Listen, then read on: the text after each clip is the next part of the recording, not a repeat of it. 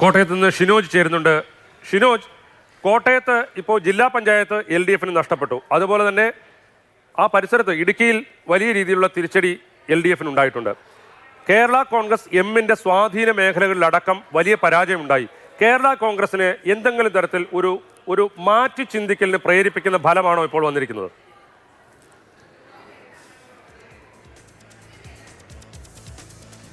രാജീവ്, ഇന്നത്തെ ഈ തെരഞ്ഞെടുപ്പ് ഫലം ഇരുത്തി ചിന്തിക്കുന്ന ഒരാൾ പാലാ കരിങ്ങോഴക്കൽ വീട്ടിലെ ജോസ് കെ മാണി തന്നെയാകും. പ്രത്യേകിച്ച് ഇനി വരുന്ന നിയമസഭാ തെരഞ്ഞെടുപ്പിൽ പാലായിൽ നിന്ന് ജയിച്ച് നിയമസഭയിലേക്ക് എത്തണമെന്നൊരു ആഗ്രഹത്തോടു കൂടി പ്രവർത്തിക്കാൻ ജോസ് കെ മാണിയും കൂട്ടരൊക്കെ തുടങ്ങിയിട്ട് മാസങ്ങളായി.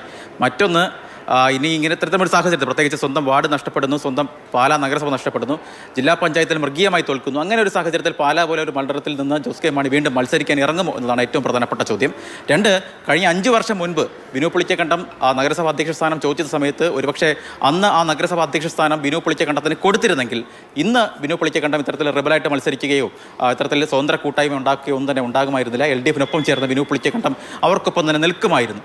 അന്ന് ജോസ് കെ മാണി വെട്ടിമാറ്റിയതാണ് ബിനു പുളിക്കക്കണ്ട. അതിൻ്റെ ഒരു വൈരാഗ്യത്തിലൊക്കെയാണ് ബിനു പുളിക്കക്കണ്ടം അത്തരത്തിൽ ഒരു 3 പേരുമായി ഇത്തരത്തിൽ ചേർന്ന് ഒരു സഖ്യമായൊക്കെ തന്നെ അവിടെ സ്വതന്ത്ര കൂട്ടായ്മ എന്ന പേരിലൊക്കെ തന്നെ മത്സരിക്കാനൊക്കെ തന്നെ തീരുമാനിച്ചത്. ഇനി മറ്റൊരു ചോദ്യം രാജീവ് ചോദ്യത്തിലേക്ക് വന്നാൽ, ഏതെങ്കിലും തരത്തിൽ കേരള കോൺഗ്രസ് മുന്നണി മാറുമോ തരത്തിലുള്ള സാധ്യതകൾ ഉണ്ടോ എന്നുള്ള കാര്യമാണ്. പ്രത്യേകിച്ച് അണികളിൽ ഭൂരിഭാഗവും ഒരു കോൺഗ്രസ് ടച്ചുള്ളവരാണ്, കോൺഗ്രസിൻ്റെ ഒപ്പം നിൽക്കുന്ന ആളുകളാണ് കേരള കോൺഗ്രസിൻ്റെ അണികൾ എന്ന് പറയുന്നത്. അവർ ഇതിനോടകം തന്നെ കോൺഗ്രസിലേക്ക് മാറണം എന്ന് പലതരത്തിൽ ഇതിനോടകം തന്നെ കേരള കോൺഗ്രസിൻ്റെ ഹൈപ്പവർ കമ്മിറ്റി യോഗങ്ങളിലൊക്കെ തന്നെ ആവശ്യം ഉന്നയിച്ചിട്ടുള്ള പല നേതാക്കളുമൊക്കെ തന്നെ അവർക്കൊപ്പമുണ്ട്. പക്ഷേ ഈ അടിക്കടി, അതായത് ഒരു 5 വർഷം കഴിയുന്ന സമയത്ത് ഇത്തരത്തിലൊരു നിലപാട് മാറ്റുക, വീണ്ടും UDFനൊപ്പം ചേരുക, അങ്ങനെ അടിക്കടി നിലപാട് മാറ്റിയാൽ അത് ഏതെങ്കിലും തരത്തിലുമൊക്കെ തന്നെ പാർട്ടിക്ക് അത് ദോഷകരമായി മാറും. കിടങ്ങൂര്, പൂഞ്ഞാർ, തെക്കേക്കര, അതായത് PC ജോർജിന്റെ സ്വാധീന മേഖലയാണ്.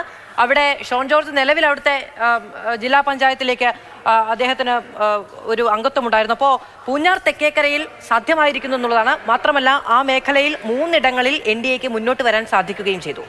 അത് PC ജോർജിൻ്റെ, ഷോണിൻ്റെ ഒക്കെ സ്വാധീനം ഇതിനകത്ത് BJPക്ക് മുന്നോട്ട് വരാൻ, NDAക്ക് മുന്നോട്ട് വരാൻ സഹായിച്ചിട്ടുണ്ട് എന്ന് വേണം നമ്മൾ കരുതാൻ. അവർ BJPയിൽ വളരെ സജീവമായിട്ട് നിൽക്കുന്ന ആളാണ്. PC ജോർജിന് ആ മേഖലയിലൊക്കെ PC ജോർജിന്റെ മകനും ഒക്കെ ആയിട്ട് ആ മേഖലയിലുള്ള സ്വാധീനമായിരിക്കും ഇത്തരത്തിലുള്ള വിജയം ഉണ്ടായതിന് കാരണം. ഈരാറ്റുപേട്ടയിൽ SDPIക്ക് വലിയ തോതിലുള്ള നേട്ടവും ഉണ്ടായിട്ടുണ്ട് എന്നുള്ളതും കൂടി പറഞ്ഞു വെക്കുന്നു. പാലായിൽ മാത്രമാണ് ആകെ കേരള കോൺഗ്രസ് മാണി വിഭാഗത്തിന് ആശ്വസിക്കാൻ കഴിയുന്ന ഒരു കോൺട്രിബ്യൂഷൻ നൽകാൻ സാധിച്ചിരിക്കുന്നത്.